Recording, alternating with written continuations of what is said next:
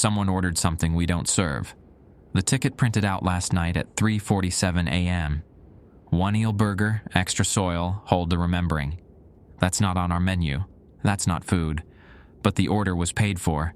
$6.66 exactly. And the system showed it as complete, like someone had already picked it up. When I checked the receipt printer, there were more. Dozens of them, all printed at exactly 3:47 a.m. over the past 6 months, all with the same impossible items. Finger sandwich, literal. Garden salad, from the garden behind the store. Human temperature water. My name's Trevor Millhouse, and I've been working the overnight shift at the Burger King off Route 89 in Gerlich, Nevada for 3 months now. It's one of those locations that barely exists, 20 miles from the nearest gas station, sitting at the edge of the Black Rock Desert, where the playa stretches out like a dead ocean. The building looks like it was dropped here by accident in 1987, and everyone forgot about it. Most nights, I see maybe 5 customers. Truckers mostly, pulling off the highway because they miscalculated their fuel. Sometimes a lost tourist who thought they could make it to Burning Man without directions. The place pays $12.50 an hour, which is why I took it. That and the fact that nobody asks questions when you check no on the background check question about employment gaps. I usually work alone. My manager, Dale Hutchins, comes in twice a week to drop off supplies and collect the deposit bag. He's got this way of talking where he looks just past your shoulder, like he's watching something behind you that you can't see.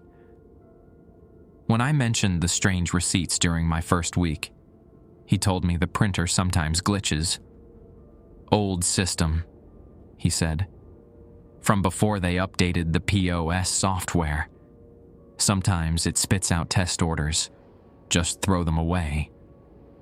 But test orders don't charge real money. And they don't print out for 6 months straight at the exact same time.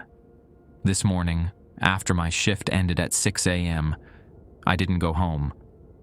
The sun was coming up over the playa, turning everything copper and gold, and I walked around back to the dumpsters. That's when I saw it. The garden. A small plot of land tucked between the dumpster enclosure and the property line fence, maybe 20 feet square. Neat rows of tomatoes, lettuce, something that might have been cabbage, and mushrooms, pale, bulbous things growing in clusters near the fence. In the center stood a scarecrow wearing a Burger King uniform. My uniform. Same navy blue polo, same name tag, Trevor. The name tag even had the same coffee stain on the corner that I got last Tuesday. I should have left then. I should have gotten in my Chevy Blazer and driven back to my apartment in Fernley. Instead, I walked closer. The scarecrow's face was carved from old wood, weathered and split, but the letters were fresh, cut deep into the surface like someone had done it yesterday. You're making the orders wrong. We're still hungry. Feed us what we asked for. At the base of the scarecrow, half buried in the dark soil, I found them. Receipts. Hundreds of them, decomposing into the earth like they were fertilizer. All printed at 3:47 a.m. All paid for, all impossible. I drove home with the radio off. My hands kept slipping on the steering wheel, not from sweat, but from something else. Like my skin couldn't quite grip anything properly anymore. The morning shift guy, Paulo Reyes, had shown up right as I was leaving. He'd waved at me from his beat-up Ford Ranger, and I'd waved back, but I couldn't remember doing it. The motion felt automatic, like my body knew what to do while my brain was somewhere else entirely. Back at my apartment, I tried to sleep. The blackout curtains kept the room dark, but every time I closed my eyes, I saw that scarecrow, that name tag, the way the letters were carved into the wood, not etched, but carved, deep enough that you could fit your fingernail into each groove. I gave up around noon and made instant coffee. The water came out lukewarm from my tap, and I stood there watching it fill the mug, thinking about that receipt. Human temperature water. What the hell did that even mean?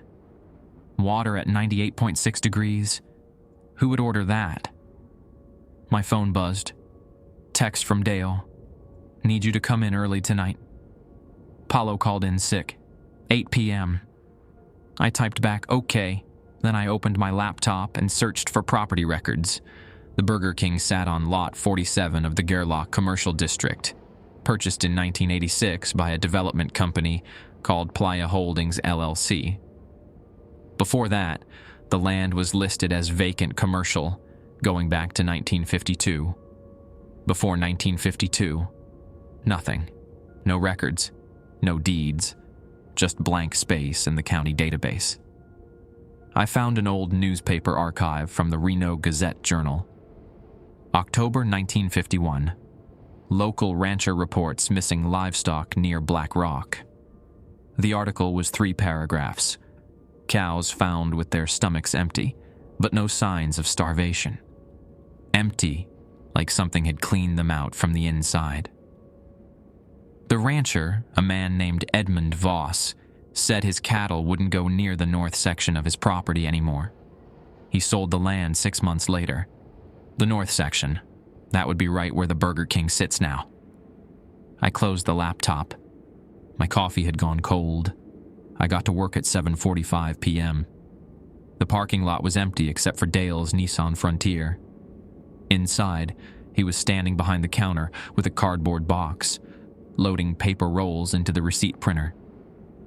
Paulo's got food poisoning, Dale said without looking up. Ate some bad shrimp at the casino.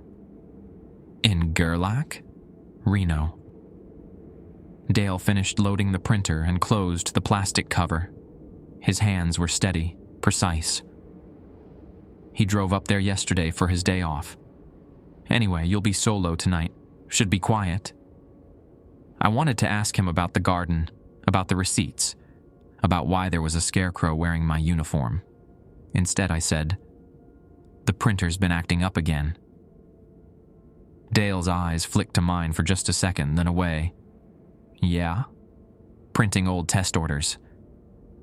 Same time every night, 3:47 a.m. Told you about that. He picked up the empty box and folded it flat. System glitch. Corporate knows about it. They're supposed to send a tech out next month. What about the garden out back? Dale stopped moving. The box hung in his hands, half folded. What garden? Behind the dumpsters. There's vegetables growing, and a scarecrow. He set the box down on the counter. When he looked at me this time, he didn't look past my shoulder. He looked right at me, and his face had gone pale. Don't go back there. Why not? Because it's not our property. That's the lot line. Anything past the dumpster enclosure belongs to... He paused. Someone else. Who? Dale grabbed his keys from the counter. Just don't go back there, Trevor. And if you see any more of those receipts, throw them in the trash. Don't read them. Don't keep them. You understand? I nodded, but I didn't understand. Dale left through the front door, and I watched his truck pull out onto Route 89, heading south toward Fernley. The restaurant felt bigger when I was alone. The dining area stretched out under the fluorescent panels, and the kitchen hummed behind me. Refrigerators, freezers, the ventilation system. All of it white noise that made it hard to think. I checked the clock, 8:03 p.m., 7 hours and 44 minutes until 3:47 a.m. I found the rules taped inside the manager's office, printed on yellowed paper that looked like it had been there for years. Dale had never mentioned them before. Night shift protocols, Gerlach location. 1. If an order prints between 3 a.m. and 4 a.m., prepare it exactly as written. Do not substitute ingredients. 2. Leave completed orders on the back counter near the drive-thru window. Do not look outside while placing the order. 3. If you hear knocking on the back door, check the time. Only answer if it's before 3:45 a.m. 4. The garden is off limits. Do not water it. Do not harvest from it. Do not remove anything from it. 5. If the receipt printer jams between 3 a.m. and 4 a.m., leave it jammed. Do not attempt to fix it. I read them twice, then I folded the paper and put it in my pocket. At 8:15 p.m., my first real customer came through the drive-thru. A trucker in a Peterbilt, ordering 2 Whoppers and a large Coke. Normal. Human. His voice crackled through the speaker, tired but polite. I made his food and handed it through the window. He paid cash, drove away. The night stretched ahead of me, thick and waiting. If you like the stories, please hype the videos from a button like this just above the comment section. It helps the videos to get more reach and perform well.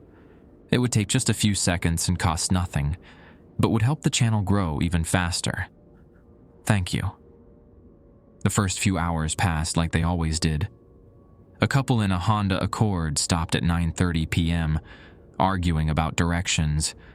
A motorcyclist at 10:45 p.m. who ordered just a coffee and sat in the parking lot for 20 minutes, smoking. At 11:30 p.m., a family in a minivan with California plates, mom asleep in the passenger seat, dad ordering Happy Meals for 3 kids who were passed out in the back. I cleaned the grill, restocked the fry station, wiped down the counters. Normal work. The kind of repetitive tasks that let your mind drift. But my mind kept going back to those rules. Protocol number 1, prepare the orders exactly as written. How was I supposed to make an eel burger? We didn't have eel. We didn't have soil. What did hold the remembering even mean? At midnight, I took my break in the dining area. The windows reflected the interior back at me. Empty tables, the sodden fountain, the trash bins. Beyond the glass, the desert was absolute black. No stars tonight. Just darkness pressing against the windows like something waiting to be let in. I pulled out my phone and Googled Edmund Voss Rancher, Nevada, 1951. The search returned the same newspaper article I'd found earlier, plus an obituary from 1953. Edmund Voss, age 47, survived by his wife Margaret and daughter Christine. Cause of death, heart failure. The funeral was held at a church in Fernley. There was a note at the bottom of the obituary, the kind of thing families add. Edmund was a devoted rancher who loved the land, even when the land didn't love him back. Strange thing to put in an obituary. I searched for Playa Holdings, LLC next. The company existed only in property records, no website, no officers listed, no registered agent. It was a shell, something created just to buy that one parcel of land in 1986, and then disappear into paperwork. My phone buzzed. Text from my ex-girlfriend Amber. You awake? I typed. Working. Can we talk tomorrow? About what? About why you won't answer when I ask if you're okay. I put my phone away without responding. Amber was living in Sacramento now, working at a dental office and dating a guy who sold solar panels. She'd left Fernley 2 years ago and told me I should leave too. Nothing out here but ghosts and regrets, she'd said. At the time, I'd thought she was being dramatic. Now, I wasn't so sure. At 1 a.m., the drive-thru speaker crackled to life. Welcome to Burger King. How can I help you? Silence. Then, breathing. Slow and wet, like someone with fluid in their lungs. Hello? I said. The breathing continued for 5 seconds. 10. Then it stopped, and the speaker went dead. I checked the drive-thru camera. The screen showed the order box, the lane, the menu board. Nothing else. No car. No person. My hands were shaking when I went back to the grill. Just nerves, I told myself. Just the isolation getting to me. People prank called fast food places all the time. But we didn't have a phone number posted anywhere outside. At 2 a.m., I heard the knocking. 3 sharp raps on the back door. The door that led to the dumpster area. The door that faced the garden. I checked the clock on the register. 2 a.m. exactly. Protocol number 3. Only answer if it's before 3:45 a.m. It was before 3:45 a.m. I was supposed to answer. I walked through the kitchen, past the walk-in freezer and the dry storage area. The back door was steel with a push bar and a small square window at eye level. The window was dark. 3 more knocks. Patient. Even. Like whoever was out there had all the time in the world. I pressed my face to the window and looked out. The dumpster enclosure was lit by a single halogen lamp mounted on a pole. In the yellow light, I could see the dumpsters, the fence, and beyond it, the garden. The scarecrow stood in the center, its Burger King uniform fluttering slightly in the breeze. There was no one at the door, but the knocking came again. 3 times. From right in front of me. I stepped back. The door was solid metal. There was no way someone could knock without me seeing them through the window, unless they were crouching below the frame, or pressed flat against the door itself. "Who's there?" I called out. No answer. I thought about protocol number 3. It said to answer if it was before 3:45 a.m. It didn't say how to answer. I pushed the door open. The night air hit me, cold and dry, carrying the smell of sage and something else. Something organic and rotten, like old vegetables left in the sun. The dumpsters sat 20 feet away. The garden was beyond that, dark and still. No one was there. I was about to close the door when I noticed the ground. Right in front of the threshold, pressed into the dust. Footprints, bare feet. Human-sized but wrong somehow. The toes were too long, and there were only 4 of them. The prints led away from the door, toward the garden. I should have gone back inside, locked the door, followed protocol number 4, and stayed away from the garden. Instead, I followed the prints. They led past the dumpsters, through a gap in the chain-link fence I hadn't noticed before. The garden was bigger than I'd thought. The rows of vegetables stretched back 30 feet, maybe 40. The tomatoes were ripe, almost black in the dim light. The lettuce looked crisp and healthy, despite the fact that nobody was tending it. The mushrooms, though. The mushrooms were wrong. They'd grown since this morning. Some of them were as big as dinner plates now, their caps a pale gray that seemed to absorb light rather than reflect it. And they were moving, not growing, but shifting, like they were breathing, expanding and contracting in a rhythm that matched my own pulse.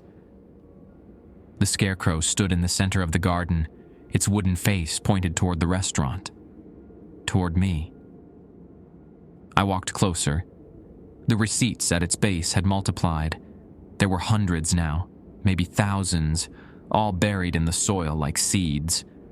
Some of them were fresh, the ink still legible. I pulled one free. 2 finger sandwiches, extra joints, light on the screening. Printed at 3:47 a.m. 6 days ago. Another one. Garden salad. Use the fresh batch. Customer knows the difference. Printed at 3:47 a.m. 2 weeks ago. I knelt down and started digging through the receipts, pulling them up by the handful. They were all the same. Impossible orders, paid for, marked as complete. Dates going back months, years maybe. That's when I found the bones. Small ones at first. Finger bones, ribs, then a skull, half buried in the dark soil. Human. Adult-sized. The jaw was missing.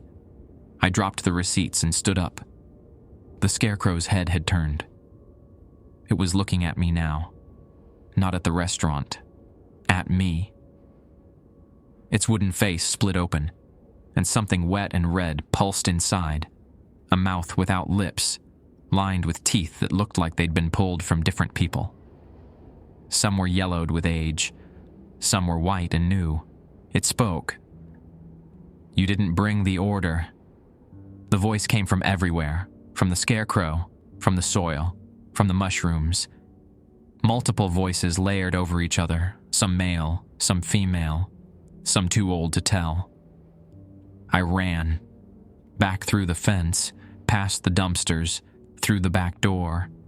I slammed it shut and locked it, my breath coming in ragged gasps. The clock on the wall said 2:47 a.m. 1 hour until 3:47 a.m. 1 hour until the printer started. I stood in the kitchen, my back pressed against the walk-in freezer door. The metal was cold enough to feel through my uniform shirt. My legs had stopped shaking, but my hands hadn't. I kept flexing my fingers, trying to convince myself they were still mine. The scarecrow had spoken. The thing wearing my uniform had opened its wooden face and talked with voices that didn't belong to it. I pulled out my phone, called Dale. It rang 4 times and went to voicemail. "Dale, it's Trevor. Something's wrong with the restaurant.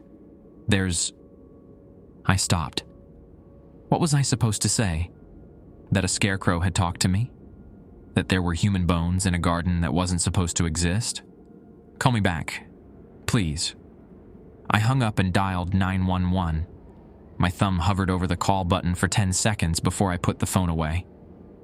What would I tell them? That I'd found a body? The sheriff's department would send someone out, and they'd find the bones, and then they'd start asking questions. Questions about why I was alone in a Burger King at 3 a.m. Questions about those employment gaps on my application. Questions I couldn't answer without making things worse. The clock said 2:53 a.m. I went to the front counter and stared at the receipt printer. The paper was loaded. The display showed a green ready light, waiting for the next order. Protocol number 1. Prepare orders exactly as written between 3 a.m. and 4 a.m. Protocol number 5. If the printer jams during that time, leave it jammed. The rules were written by someone who knew what was happening. Someone who'd stood right where I was standing, watching that printer, waiting for 3:47 a.m. I searched the office for more information. The desk drawers held the usual: pens, receipt tape, a stapler, some old invoices from Cisco. The filing cabinet had employee records going back to 2019. I flipped through them. Paulo Reyes, hired March 2024, still employed. Trevor Nohouse, hired July 2024, still employed. Dale Hutchins, hired January 2019, manager. But there were others, people I'd never heard of. Marcus Webb, hired April 2023, terminated September 2023. Reason: no longer available. Sarah Chen, hired November 2022, terminated March 2023. Reason: no longer available. Justin Velasquez, hired June 2022, terminated October 2022. Reason: no longer available. I counted 12 terminated employees, all with the same reason. All of them had worked the night shift. I knew because their schedules were still clipped to their files, Thursday through Monday, 8 p.m. to 6 a.m. My schedule. I checked the bottom drawer and found something else: a leather journal, bound with a rubber band. The cover was cracked, the pages yellowed. I opened it. The handwriting inside was shaky, written in blue ink that had faded to gray. September 14th, 2023. The orders started tonight. I thought it was a prank at first, someone hacking the system. But Dale told me to make them, said it was policy, said it was important. First order, soil burger, extra worms, hold the pain. I didn't make it. I threw the receipt away. The knocking started an hour later. It didn't stop until sunrise. September 18th, 2023. Made the order tonight. Used potting soil from the garden. There are worms in the soil, big ones, white and thick. They move even after you put them on the grill. I left the burger on the back counter like Dale said. When I checked 10 minutes later, it was gone. No car in the drive-thru. No footsteps. Just gone. September 21st, 2023. The scarecrow is wearing my old uniform. The one I threw away last week because it had a cigarette burn on the sleeve. I don't know how it got out there. I don't know who put it there. Dale says not to worry about it. Says it's just corporate doing weird team building stuff. But Dale won't look at me anymore when he talks. September 23rd, 2023. I'm going to quit. I don't care about the money. Last night the order said finger sandwich, and I thought it meant lady fingers, like the cookies. But when I went to the freezer, there was a hand.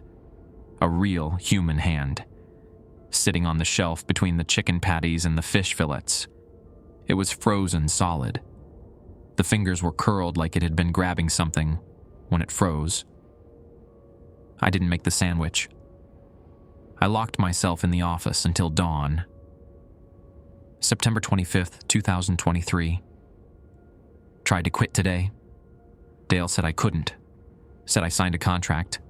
I told him I never signed anything except the I-9 and the tax forms.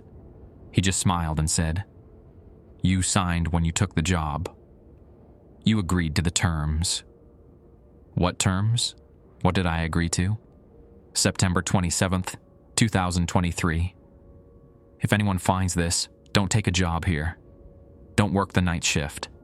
The garden isn't a garden, it's a cemetery. I counted 14 scarecrows today.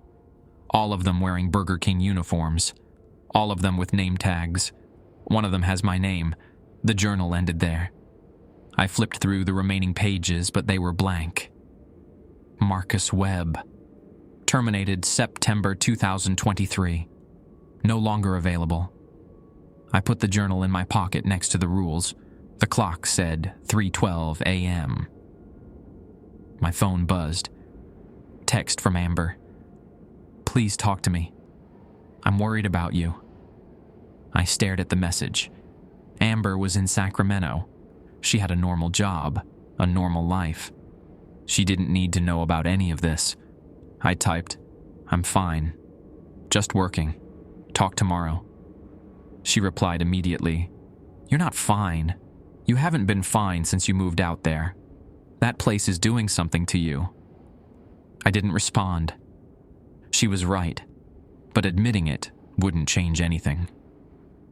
At 3:30 a.m., the lights in the dining area flickered, just once. A quick dip into darkness, then back to normal. I checked the circuit breaker in the office. Everything was fine. The main line showed steady voltage. The lights flickered again at 3:35 a.m., longer this time. 3 seconds of complete darkness before they came back. At 3:40 a.m., I heard it. The drive-through speaker. Static first, then music. Faint and distorted, like it was coming from an old radio. I recognized the melody, the Burger King jingle from the 1990s. Have it your way. But the words were wrong, backwards, or maybe just wrong in a way I couldn't describe. I walked to the drive-through station. The speaker was buzzing, the sound rising and falling like breath. The camera screen showed the order box, and standing in front of it, a person. No, not a person. People had proportions that made sense. This thing was too tall. its arms too long, its head tilted at an angle that suggested the neck had broken and healed wrong. It was looking directly at the camera. At me. The speaker crackled, that wet breathing again. Then words, layered with voices. "We're ready to order." I tried to speak, but nothing came out. "Hello?" the thing said. "Are you there?" Protocol number 2. Leave completed orders on the back counter. Do not look outside while placing the order. But I was already looking outside. I was already seeing it. The thing tilted its head further, and I heard the crack through the speaker, bones snapping, cartilage tearing. It smiled, and the smile was too wide, the lips splitting at the corners to accommodate all the teeth. "We'd like to place an order," it said. The clock changed to 3:47 a.m. The receipt printer screamed to life. Tickets poured out, one after another. 10, 20, 50. They spilled onto the floor, curling and overlapping. The ink was still wet. I grabbed one. Garden salad. From the garden behind the store. Use the fresh batch. Another. Soil burger. Extra worms. Extra screening. Another. Finger sandwich. Use the middle fingers. Customer has texture preferences. Another. Human temperature water. Must be exact. 98.6 degrees. I grabbed another ticket as it printed. This one was different. Special order for Trevor Millhouse. 1 forever shift. No breaks. No quitting. Start immediately. The printer stopped. The silence was worse than the noise. I looked at the drive-through camera.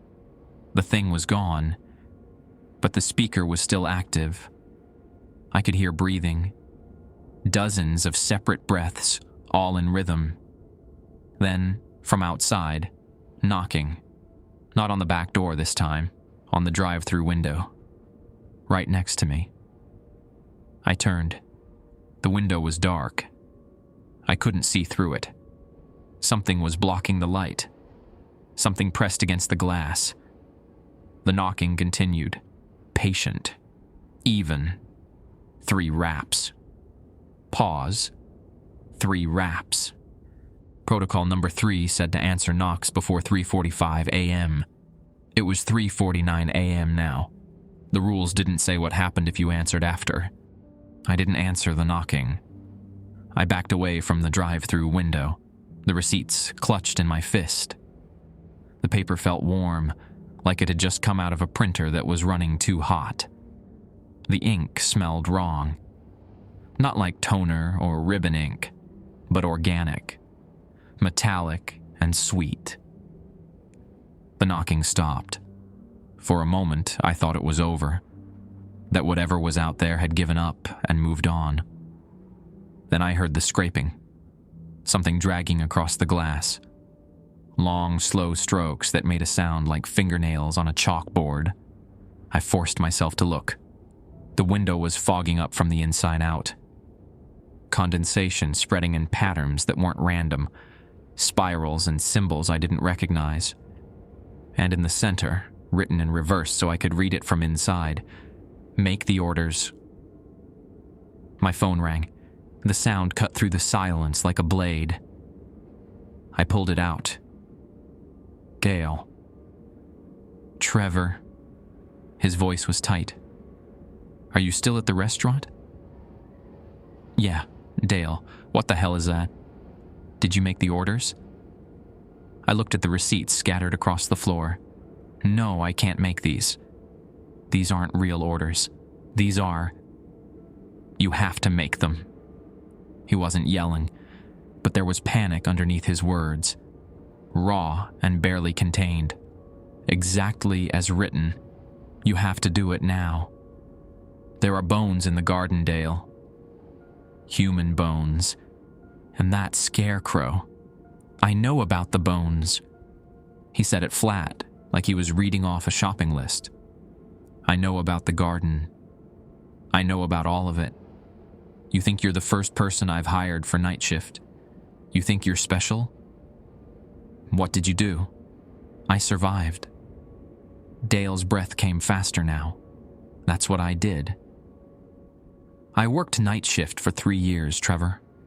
3 years of making those orders. 3 years of feeding that thing. And then I got promoted to manager, and I didn't have to do it anymore. But someone has to. The building sits on that land, and the land has to be fed. That's the contract. That's what we agreed to when we built here. I didn't agree to anything. You took the job. You cashed your paychecks. You signed the papers. His voice cracked. You think $12.50 an hour is what this job is really worth. You think we can't find people to work for less. We pay you extra because of what you have to do, because of what you have to become. I looked at the receipts again, the one with my name on it. What happens if I don't make them? Dale was quiet for a long time.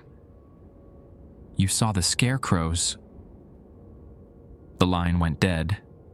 I tried calling back, straight to voicemail. I tried 911 again, and this time I pressed the button. 911, what's your emergency? I'm at the Burger King on Route 89 in Gerlach. I stopped. What could I say that wouldn't sound insane? There's someone outside the building. They're trying to get in. Are you in danger right now, sir? Yes. I need someone to come out here. Stay on the line. I'm dispatching a unit to your location. The operator kept talking, asking questions about the person outside, about whether I was injured, about whether I could get to a safe location. I answered automatically, my eyes on the drive-through window. The fog was spreading, covering the entire surface now. The symbols were multiplying. Sir, the nearest unit is 23 minutes away. Can you stay safe until then? 23 minutes. It was 3:54 a.m.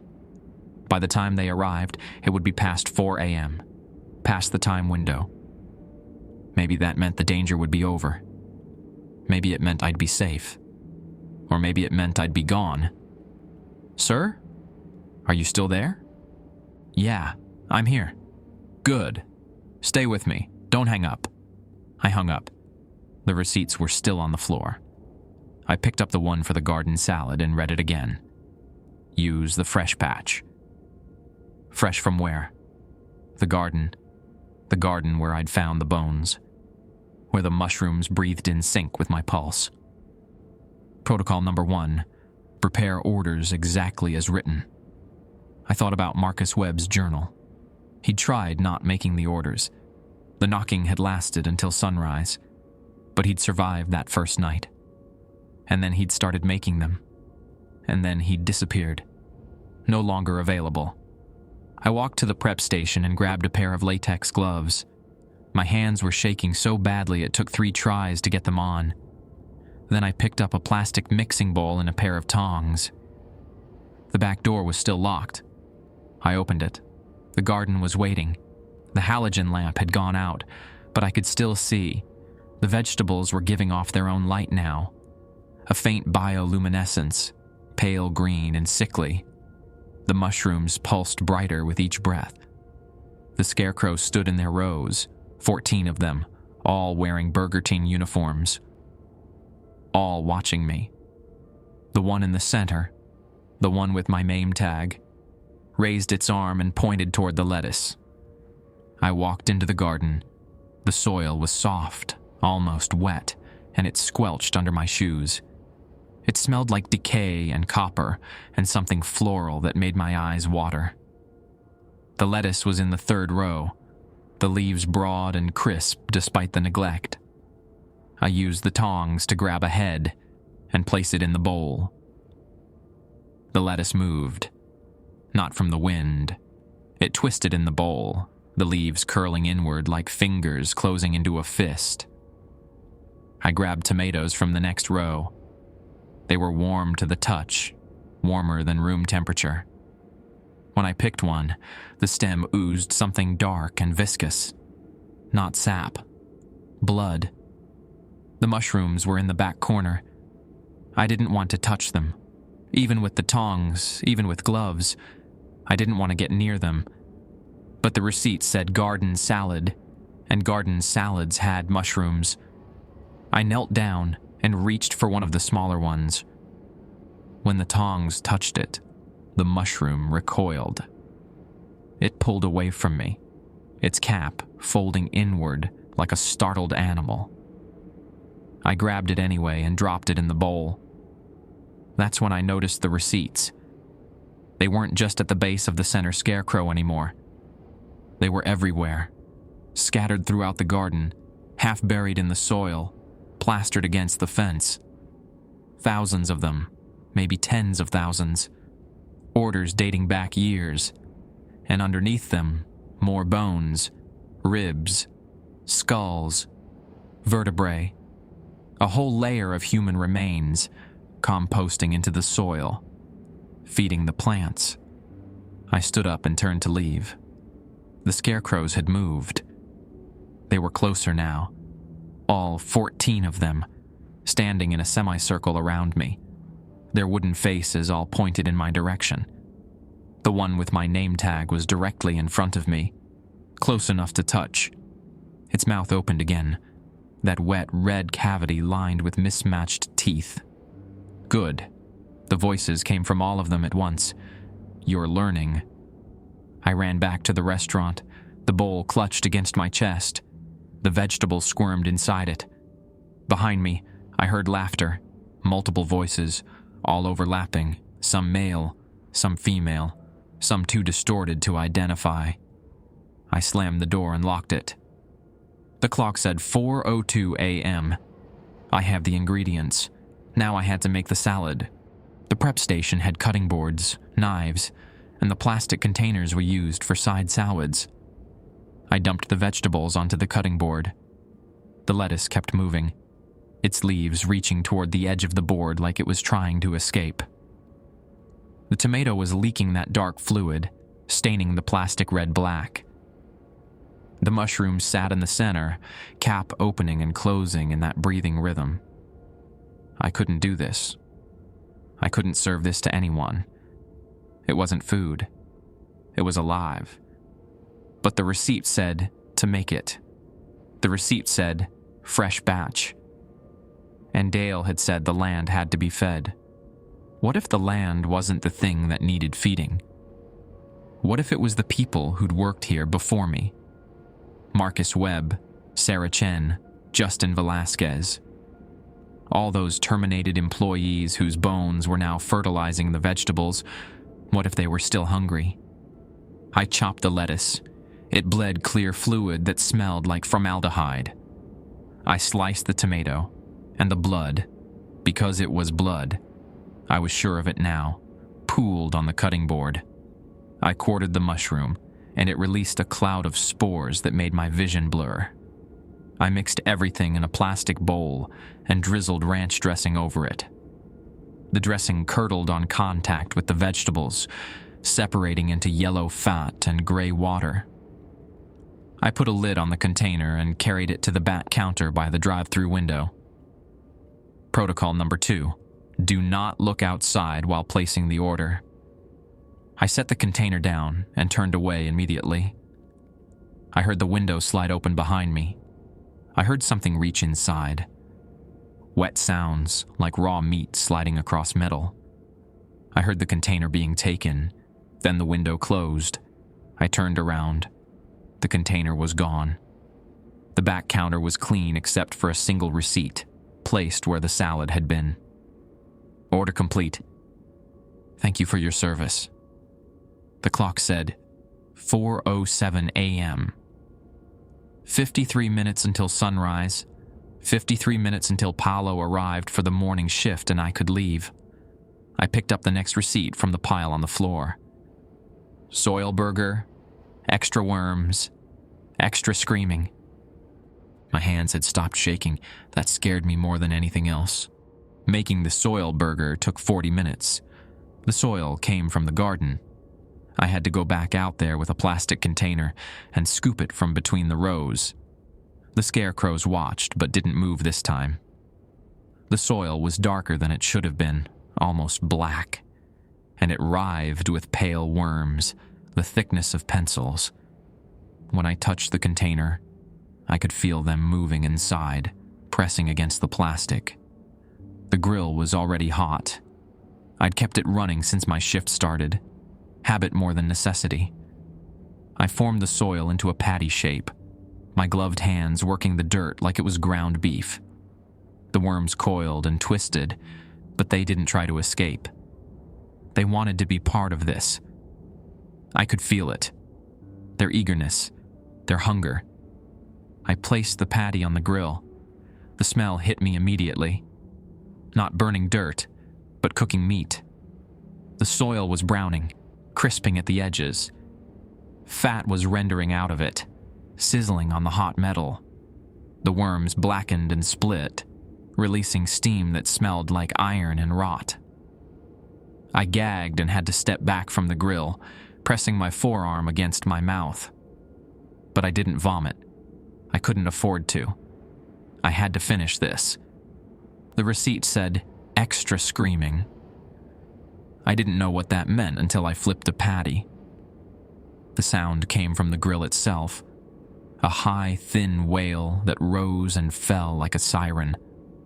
Not mechanical. Vocal. Like dozens of voices compressed into one frequency. The sound drilled into my ears and made my teeth ache. I grabbed the spatula and scraped the patty onto a bun.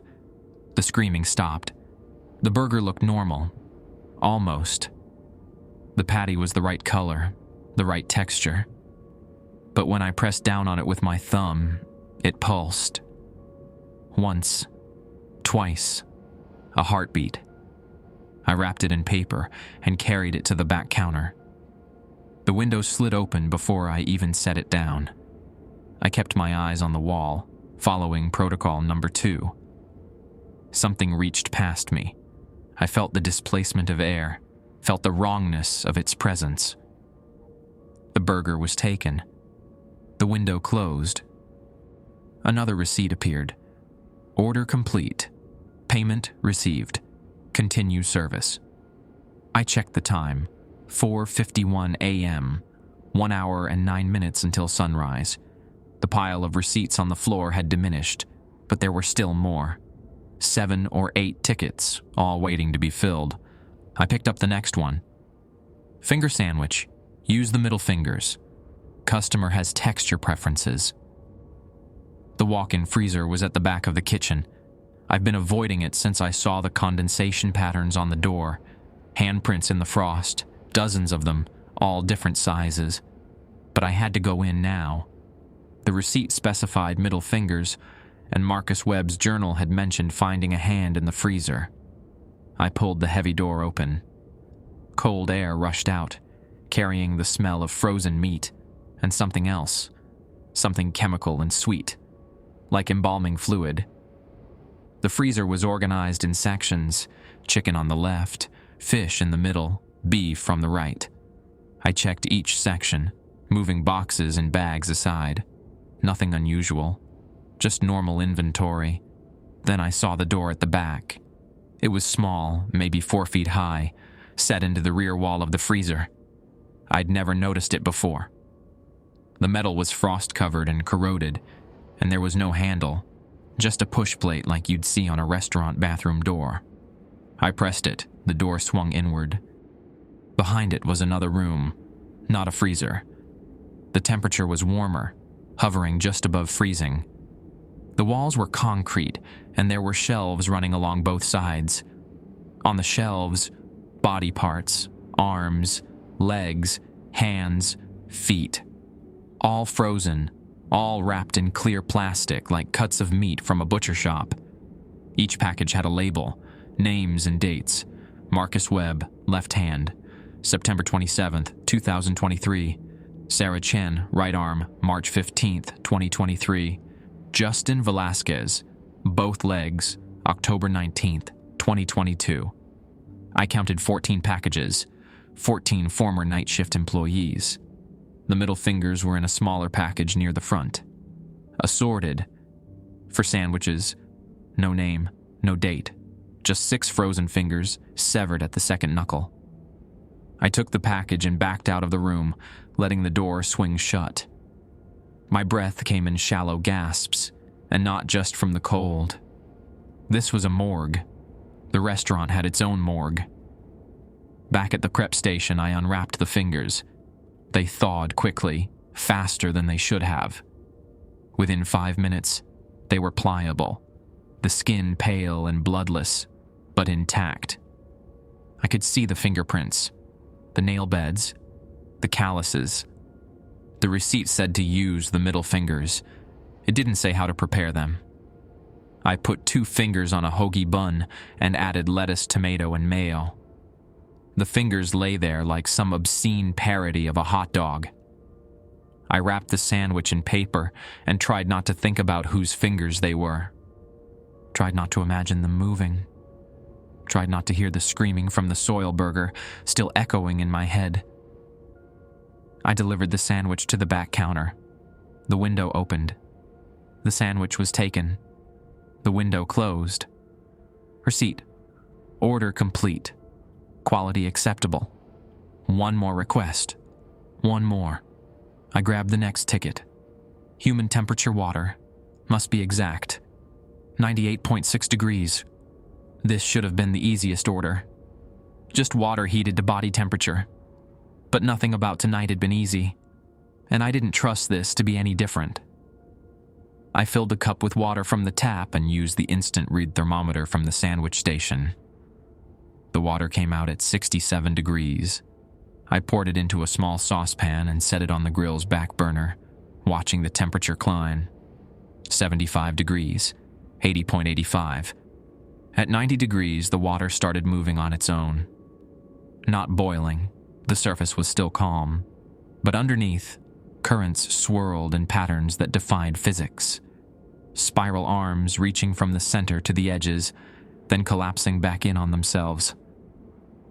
95 degrees, 96, 97. The water turned cloudy, not from heat, but from something dissolving into it.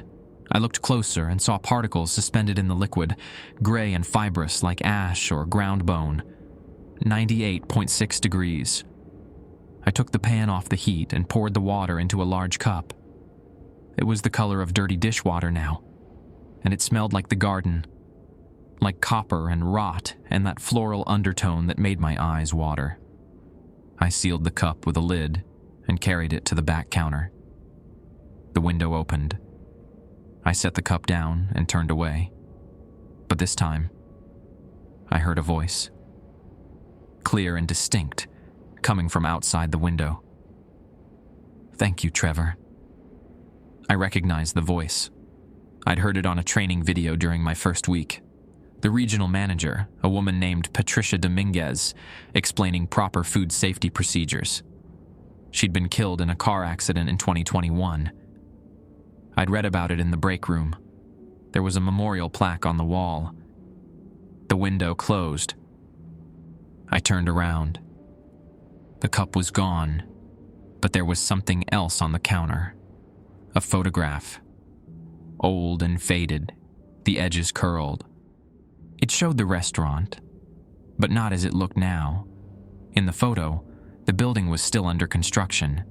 The walls were bare studs, the roof incomplete, and standing in front of it, a group of people in hard hats and work clothes.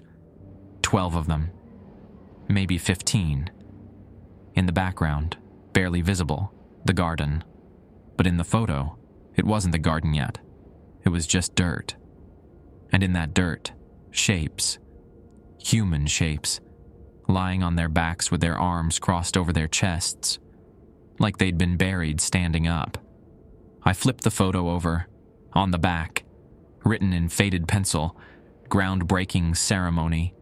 July 1986. May they find peace in service." The clock said 5:37 a.m. 23 minutes until sunrise. I checked the floor for more receipts. There was only one left. Special delivery for Trevor Millhouse. 1 name tag, extra permanence. Hold the escape. This wasn't a food order. This was something else. I picked it up and noticed the timestamp, 3:47 a.m., but the date was today. And below that, a second timestamp I hadn't seen before.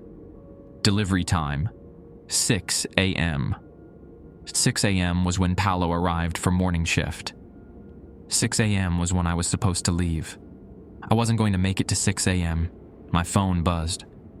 Text from Amber. I called your work. No one answered. Where are you? I typed back with numb fingers. Still here. It's almost 6 a.m. Your shift should be over. Not yet.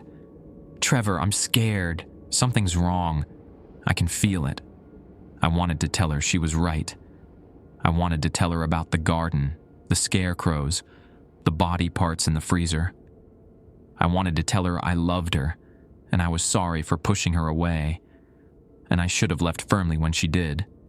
Instead, I wrote, I'm fine. Go to work. I'll call you later. She didn't respond. I put my phone in my pocket and walked to the office. Marcus Webb's journal was still on the desk. I opened it to the last page he'd written and found something I'd missed before. Words written in the margin, so small I'd overlooked them the first time. The land remembers. It was hungry before we came, and it will be hungry after we leave. Feed it, or become the food. There is no third option. Below that, in different handwriting, I tried to quit. They wouldn't let me. I tried to run. They brought me back. I tried to burn it down. The fire wouldn't catch. Now I'm part of it. Now I feed the others. Now I wait for someone to free us. I recognized the second handwriting. I'd seen it on invoices, on schedules, on the Employee of the Month certificates in the hallway. Dale Hutchins. Dale hadn't been promoted to manager. Dale had never left night shift. He was still here, just in a different form. And now he was recruiting others to take his place, to feed the land, to join the garden. The clock said 5:48 a.m. 12 minutes until Paolo arrived. 12 minutes until my shift ended, or 12 minutes until I became part of the garden. I grabbed the fire extinguisher from the wall and ran to the back door. If Marcus had tried to burn the place down and failed, maybe he'd done it wrong. Maybe he'd tried to burn the building when he should have burned the garden. I threw the door open and ran outside. The garden was waiting. All 14 scarecrows stood in the line now, facing the restaurant. Facing me. Their wooden faces had changed. The carved features had deepened, become more defined, more human. I recognized some of them now. Marcus Webb, Sarah Chen, Justin Velasquez, names from the employee files, and in the center, a new scarecrow, taller than the others, wearing the manager's uniform. Dale. His wooden mouth opened. You can't burn what's already dead, Trevor. You can't kill what was never alive. The land is eternal. The hunger is eternal. We are eternal. The other scarecrows took a step forward in unison. I raised the fire extinguisher and pulled the pin. The fire extinguisher was useless. I knew it even as I squeezed the trigger.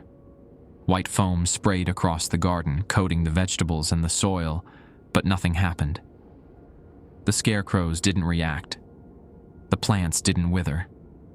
The foam just sat there, slowly sinking into the ground like it was being absorbed, fed to the land.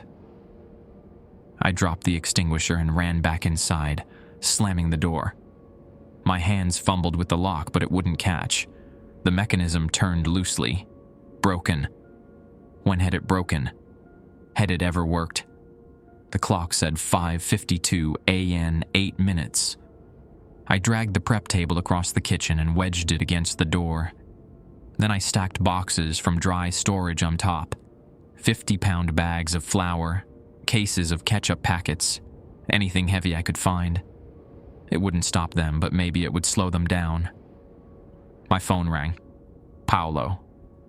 Hey man, His voice was cheerful, oblivious.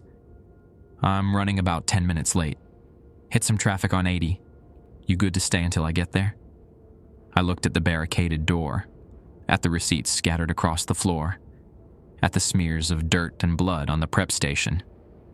Paulo, don't come in today. What? Why not? Just don't. Call in sick. Go back home. Go anywhere but here. Trevor, you okay? You sound weird. I'm fine. The back door shuddered. Something heavy had hit it from outside. The prep table scraped forward an inch. Paulo, please, don't come to work today. Don't come here ever again. Dude, I need this job. I can't just... Another impact. The door shook, and one of the ketchup cases fell off the pile. Promise me you won't come here. Silence on the line, then, okay, man, I promise, but you need to get out of there, right now. I'm trying. I hung up and ran to the front entrance. The doors were the push-bar emergency exit kind, always unlocked from the inside. I slammed my body against the bar. The doors didn't budge. I tried again, throwing my full weight against them. Nothing. It was like they'd been welded shut. I looked through the glass and saw my Chevy Blazer in the parking lot, 20 feet away. So close. The keys were in my pocket. All I had to do was get outside. Behind me, the back door burst open. The prep table skidded across the kitchen floor, and the boxes exploded in a shower of flour and condiment packets. Through the white cloud, I saw them coming. The scarecrows. They moved wrong. Their joints bent at angles that wood shouldn't bend, and their steps were too smooth, like they were gliding instead of walking. But they were moving. All 14 of them, pouring through the back door in a line. Dale was in front. His wooden face had transformed completely now. I could see his features, see the scar on his left cheek from where he'd told me he'd cut himself changing a tire. His eyes were still wood, but they tracked me as I backed away from the front doors. You can't leave, Trevor. His voice came from everywhere, like it had in the garden. The shift doesn't end until we say it ends. I ran for the office. It had a door with a lock. Maybe if I could barricade myself in there, I could last until sunrise. Maybe the sun would make a difference. I made it 3 steps before Marcus Webb cut me off. His scarecrow body lurched sideways faster than should have been possible, blocking my path. His wooden hand reached out, fingers extending like branches growing in fast forward. I ducked under his arm and scrambled behind the front counter. My hand found a knife. One of the bread knives we used for slicing the hoagie rolls. I held it out in front of me. Stay back. Marcus tilted his head. You can't hurt us. We're already gone. Sarah Chen emerged from the kitchen, her uniform crisp, despite the dirt and mold growing on the fabric. We just want you to understand. We want you to accept it like we did. Accept what? That you're home now.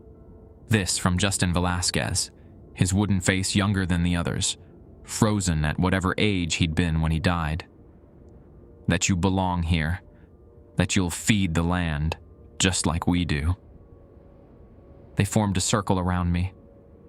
14 scarecrows, all wearing Burger King uniforms, all with name tags bearing names of people who disappeared, all waiting. Dale stepped closer. The land was hungry long before Burger King came here. Before this was a restaurant, it was a ranch. Before that, it was a camp. Before that, it was something else. Every time people built on it. Every time the land took what it needed. We're just the latest offering. I pressed my back against the counter. The knife shook in my hand. Why? Why does it need to be fed? Because it was starved. Dale's wooden hand reached out, fingers brushing the counter. The people who lived here first, the real first people, before settlers, before ranchers, They knew what this place was. They knew not to build on it, not to disturb it. But we didn't listen. We paved over it, built on it, and the land doesn't forget. So you're killing people to appease some curse. Not killing. Transforming. Sarah smiled and splinters fell from her wooden lips. We're still here. We're still conscious. We just serve a different purpose now. And soon, you will too. The clock on the wall showed 5:57 a.m. 3 minutes until Paolo was supposed to arrive. 3 minutes until sunrise. I looked at the circle of scarecrows, at their wooden faces, at their empty eyes, and I realized something. They were afraid. Not of me, not of the knife. They were afraid of something else.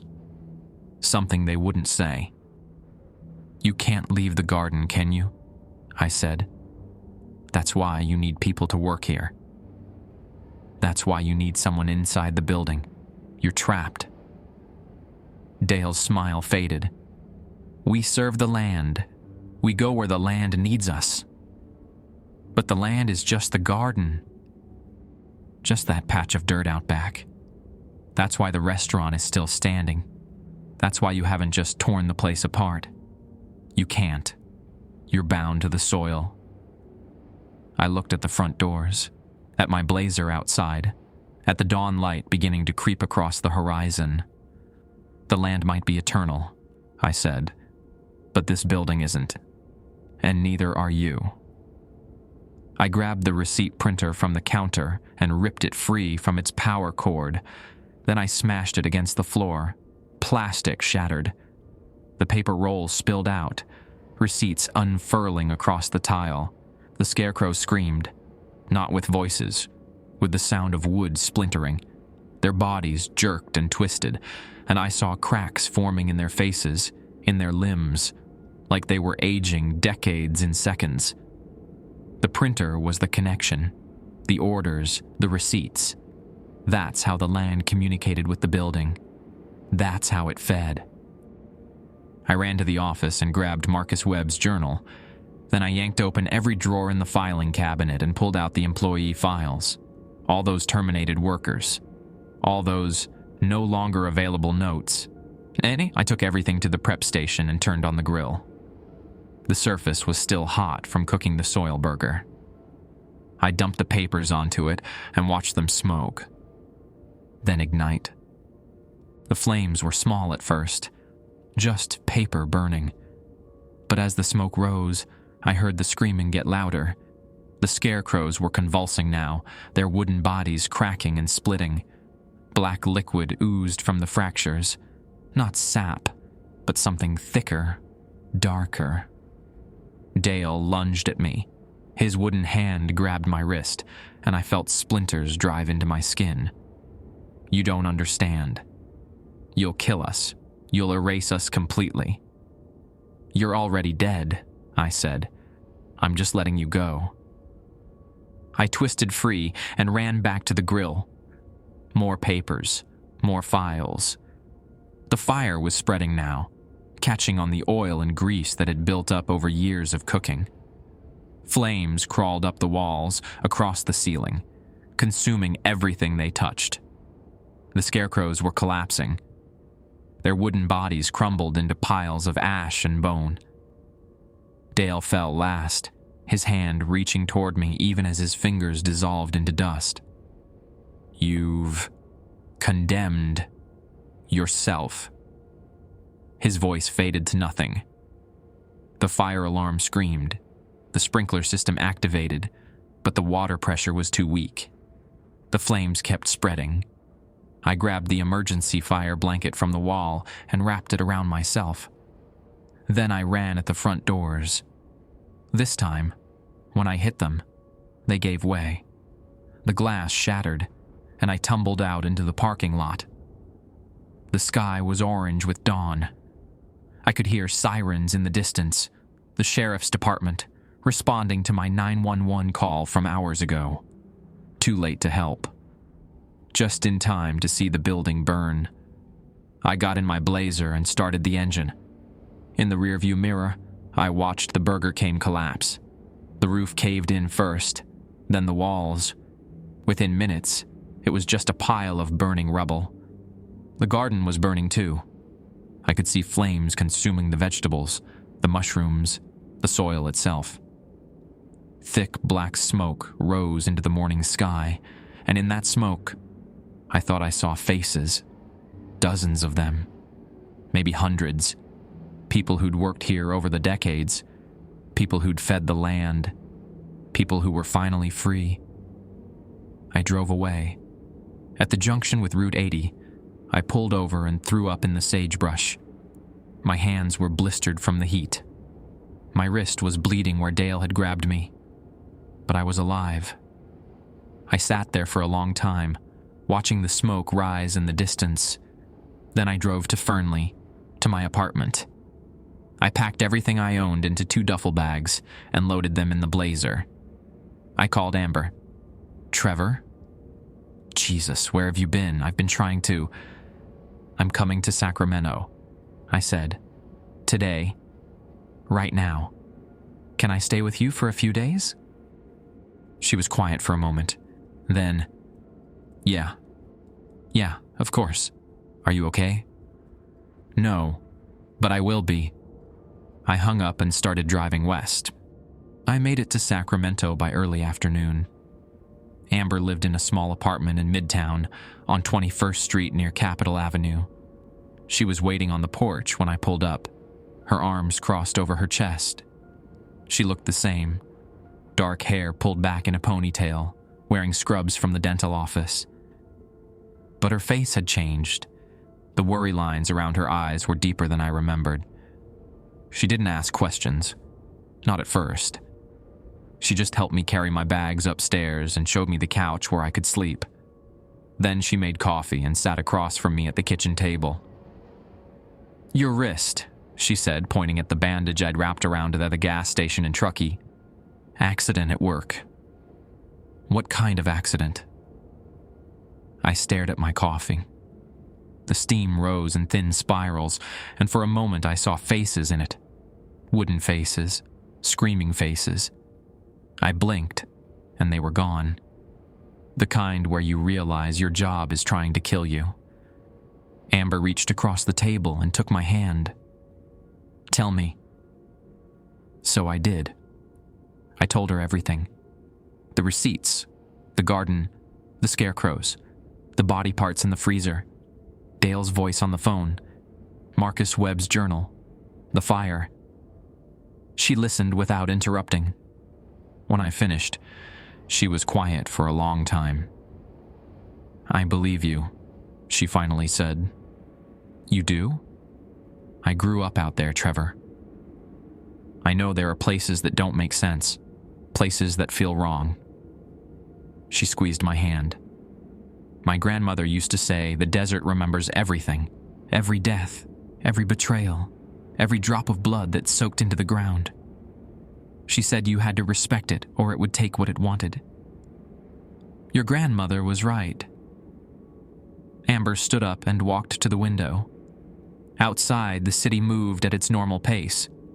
Cars, people, life continuing like nothing had happened. "What are you going to do now?" "I don't know. Find another job, I guess. Something normal. Something that doesn't involve feeding dead people to cursed land." "You should talk to someone, a therapist, someone who deals with trauma." I laughed, but there was no humor in it. "You think a therapist is going to believe any of this?" "No, but they don't have to believe it for it to help." She turned back to me. "You went through something horrible, Trevor. Whether anyone else understands it or not, you need to process it. You need to heal." She was right. I knew she was right. But healing meant thinking about what had happened, remembering. And I wasn't ready for that yet. I stayed with Amber for 2 weeks. During the day, while she was at work, I looked for jobs online. Fast food positions, mostly. It was the only experience I had. But every time I clicked on an application for Taco Bell or McDonald's or Wendy's, I'd see the shift options: day shift, evening shift, night shift. I couldn't apply for night shift. The thought of it made my hands shake. On the 10th day, Amber came home early. She had a newspaper tucked under her arm, the Reno Gazette-Journal. She spread it out on the kitchen table and pointed to an article on page 3. Fire destroys remote restaurant. Investigators suspect electrical fault. The article was brief. The Burger King on Route 89 in Gerlach had burned down on October 19th. No injuries reported. The building was a total loss. Investigators believed faulty wiring in the kitchen had sparked the blaze. The owner, listed as Playa Holdings LLC, could not be reached for comment. There was a quote from the Washoe County Fire Marshal. These older buildings often have outdated electrical systems. It's fortunate this happened when the restaurant was closed. If employees had been inside, we could have been looking at fatalities. But the restaurant hadn't been closed. I'd been inside. Paulo had been scheduled to arrive. They're covering it up, I said. Amber nodded. Or maybe they don't know. Maybe they can't know. How do you explain a garden full of human bones to a fire inspector? I kept reading. At the bottom of the article, there was a sidebar. Local manager missing after fire. Dale Hutchins, 38, manager of the destroyed Burger King, had not been seen since October 18th. His truck was found abandoned at his home in Fernley. Police were asking anyone with information to contact the sheriff's department. He's not missing, I said. He's gone. The fire destroyed whatever was left of him. Amber sat down across from me. Do you think it's over? Really over? I thought about the smoke I'd seen rising from the ruins, the faces in it, the screaming. I think the building is gone. I think the garden is gone. But the land is still there, and the land remembers. On my 15th day in Sacramento, I got a call from an unknown number. I almost didn't answer it, but something made me pick up. Trevor Millhouse? The voice was professional, distant. This is Janice Keller with Cisco Food Services. I'm calling about your employment history. Okay. We're processing a reference check for a prospective employer. Can you confirm you worked at the Burger King location on Route 89 in Gerlach, Nevada? Yes. I worked there for 3 months. And can you confirm your last day of employment was October 19th, 2024? Yes. There was a pause. Papers shuffling. According to our records, your final paycheck was never issued. The location closed before payroll could be processed. We're working with corporate to resolve outstanding payments. Can you provide an address where we can mail your check? I gave her Amber's address. The call ended. 2 weeks later, the check arrived. $847.50. My final payment for 3 months of night shifts. I stared at it for a long time. Then I tore it up and threw it in the trash. I found a job at a coffee shop on K Street. Day shifts only, 7 a.m. to 3 p.m. The work was simple: making lattes, restocking pastries, cleaning tables. Normal, human, safe. But some nights I'd wake up at 3:47 a.m. I'd lie in the darkness of Amber's living room and listen to the city sounds outside. Cars passing, sirens in the distance, the hum of the refrigerator in the kitchen. And sometimes, very faintly, I'd hear knocking. 3 raps. Pause. 3 raps. It was never real. I'd check, and there would be nothing there. Just my imagination. Just trauma playing tricks on me. But one night in early November, I woke to my phone buzzing. A text from an unknown number. We're still hungry. I deleted it immediately. Blocked the number. But 2 nights later, Another text from a different number. Galand remembers. I showed Amber. She called the police. They told us it was probably Spain or a prank. They couldn't do anything unless the messages became threatening.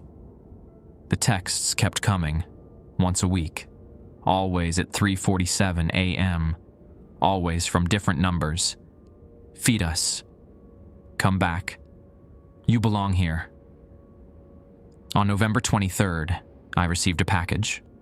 No return address. Inside was a photograph, the same one I'd found on the back counter that night. The groundbreaking ceremony from 1986. The bodies in the dirt. But this photo was different. There were more people in it now. 15 people instead of 12. And 3 of the new faces were recent additions. Marcus Webb, Sarah Chin, Dale Hutchins, all of them standing in the dirt. All of them with their arms crossed over their chests. I burned the photograph in Amber's kitchen sink. In December, I made a decision. I told Amber I was going back to Gerlach. Why? She looked at me like I'd lost my mind. Trevor, you barely escaped that place. Why would you go back? Because it's not over. Not really. The building is gone, but the land is still there. And until someone deals with it properly, it's going to keep reaching out, keep trying to feed. So what are you going to do? I'd spent weeks researching, reading about indigenous land practices, about cleansing rituals, about how to deal with cursed ground. I'm going to find someone who knows how to put it to rest. For real this time. Amber didn't try to stop me. She just made me promise to call her every day, to let her know I was safe. I promised. I drove back to Gerlach on December 15th. The ruins of the Burger King were still there, cordoned off by chain-link fence and no trespassing signs. The walls had collapsed into piles of concrete and charred wood. The parking lot was empty, except for wind-blown trash. I parked on the shoulder of Route 89 and walked along the fence line until I found a gap. The garden was on the other side of the rubble, blackened and dead. The soil was scorched. The vegetables were gone. The scarecrows had burned to ash. But something was growing. Small shoots, green and pale, pushing up through the burned earth. Tomatoes, lettuce, mushrooms. The land was trying to rebuild itself. I took out my phone and called the number I'd found through my research. An elder from the Pyramid Lake Paiute tribe who'd agreed to meet me. A man named Raymond Winnemucca who'd told me, if the land is sick, we know how to heal it. But healing takes sacrifice. Are you prepared for that? I'd said yes, now standing in front of the ruins, watching those new plants emerge from ash and death. I wasn't so sure. But I'd made a promise. To Marcus, to Sarah, to Justin, to all of them. I would see this through. Raymond's truck pulled up behind mine. He stepped out, an older man with silver hair and weathered hands. He carried a bundle wrapped in red cloth. "This is the place?" he asked. "This is it." He looked at the ruins, at the garden, at the new growth pushing through the soil. Then he nodded. "The land here is old, older than you know. It was a place of power once, a place where my people left offerings to the spirits. But offerings require balance. Give too much, and the spirits become greedy. Give nothing, and they become angry. What did people give here? Stories, songs, memories, things that couldn't be taken, only shared." He unwrapped the bundle. Inside were herbs, sage, and something else. Small stones marked with symbols I didn't recognize. Then the settlers came. They gave blood instead, and blood has a way of teaching the land bad habits. Can you fix it? Raymond looked at me. His eyes were dark and steady. I can try, But you need to understand. This will take time. Years, maybe. The land has been feeding on death for a long time. Teaching it to accept life again won't be easy. How long do I have to stay? That depends on you, on whether you're willing to give what the land truly needs. What does it need? Raynham smiled. Understanding, patience, presence. The opposite of what it's been given all these years. He began the ritual. 6 months later, the land was quiet. I'd stayed in Gerlach longer than I planned. Raymond and I met every week, sometimes twice a week, performing the cleansing rituals he'd learned from his grandfather. We burned sage and tobacco. We sang songs in a language I didn't understand, but learned to respect.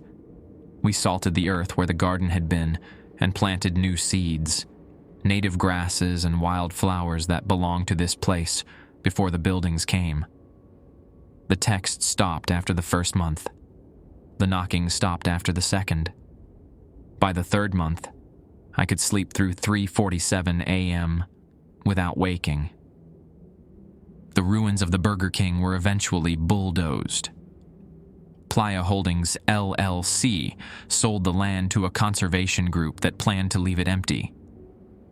A historical marker was placed on Route 89, explaining that this had once been a gathering place for indigenous peoples.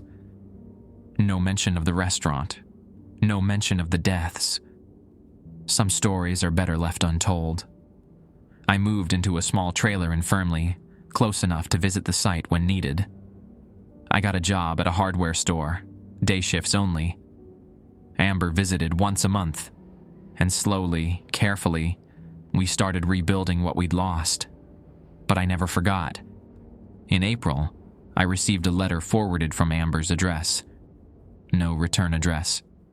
Inside was a single sheet of paper with a job listing printed on it.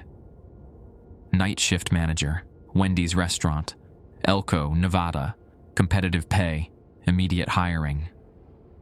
Below that, handwritten in blue ink, help needed. Same problem. Please. I showed it to Raymond. He studied the paper for a long time, then handed it back to me. The land here is healing, he said. But there are other places. Other wounds.